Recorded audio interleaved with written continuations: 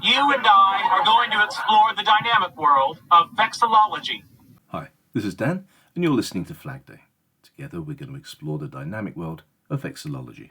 Thank you for joining us. Hope you enjoyed this podcast, or at least learned something.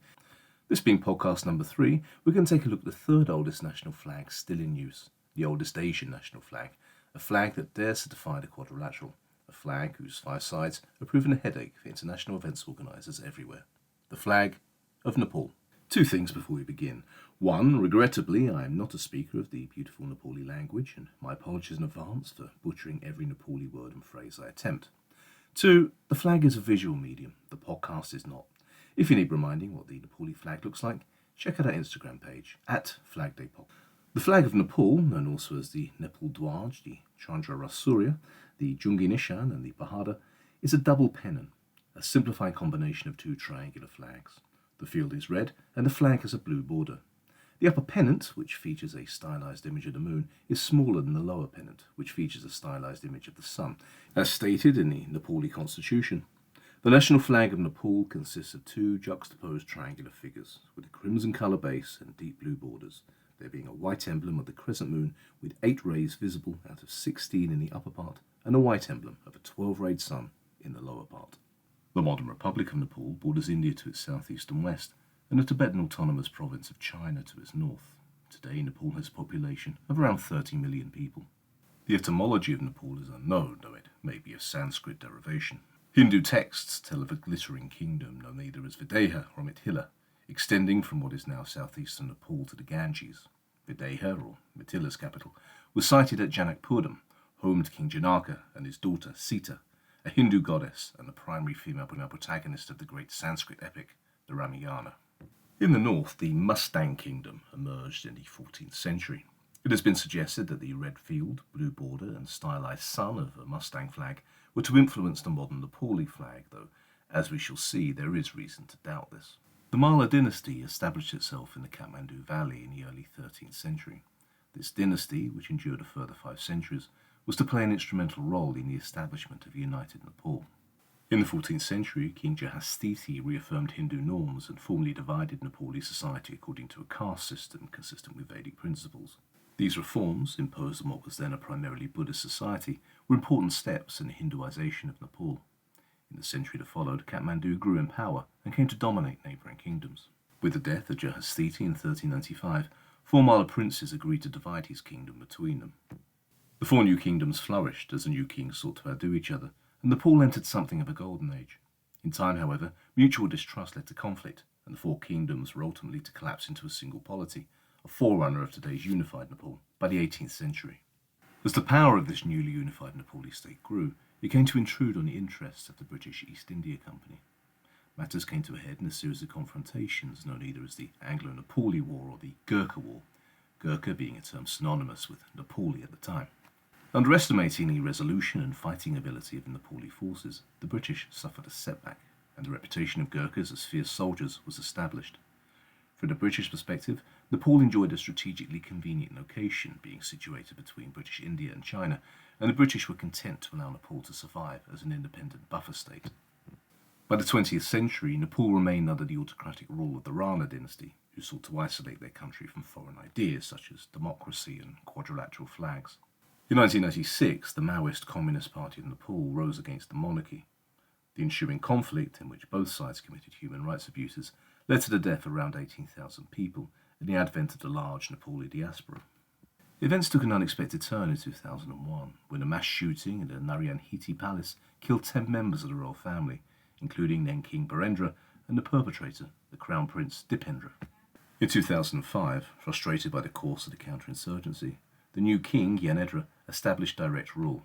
This unpopular step drew the Maoist and democratic wings of the anti-monarchical movement together, and in 2006 Nepal underwent a democratic revolution, adopting a new secular constitution and abolishing its monarchy. Today, Nepal is a federal democratic republic. So, that's a brief overview of Nepal's long and complex history. But why is its flag so weird? The flag of Nepal is the only non-rectangular flag to serve as both civil and state flag of a sovereign nation. In future episodes, I hope to cover the history of the national flag and its forerunners in greater depth, but basically, the national flag is a symbol of a state, nation or people, emerged in the 18th and 19th centuries. The primary forerunner of modern national flags were nautical flags used in Europe and, most importantly, the Mediterranean. Quadrilateral flags, of proportions from 1.5 to 1 to 2 to 1, were easy to manufacture and design. For example, the flags of Great Britain and the Netherlands, among two of the oldest national flags in use today, originated as naval ensigns. In time, European nations adapted nautical flags for use on land, preserving naval dimensions. This established a precedent. It's for this reason that most modern flags, and all but one national flag, are rectangular. When countries outside Europe adopted national flags, they adopted also the vexillological customs, conventions, and standards of European nations. Not only flag shapes, but designs, the use of horizontal and vertical stripes, for example.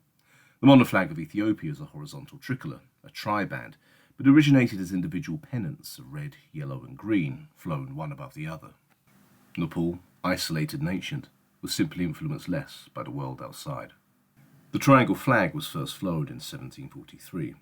In 1962, the faces that formerly appeared on the sun and moon were erased, and the flag assumed its modern form. It has been suggested that the sun and moon initially symbolised rival branches of the Rana dynasty, the sun symbolising the royal branch, and the moon symbolising a branch of the same family which traditionally provided the country's prime ministers. The flag originated as two separate pennants, and only adopted its current form in the 20th century. Pennants, triangular flags, are common in the Indian subcontinent, and often used as religious flags. Flags of this kind can be seen flying from Hindu temples throughout Nepal. A couple of pennants are fluttering above the Hindu temple down the road from me now. The saffron-coloured double pennant, the Bhagwa Dwaj, was used by the Maratha Empire and was adopted by right-wing Hindu nationalists during the independence movement. Today, the Bhagwa Dwaj is the emblem of the nationalist Hindutva movement and of its principal organisation, the RSS, whose full name I'm not even going to attempt to pronounce, of which the BJP, currently India's ruling party, is the movement's political wing. There exists an alternative theory as to the flag's origins. Some sources suggest that the modern flag combines the banner of the ancient Mustang Kingdom and the flag used by the former Gorkha Kingdom.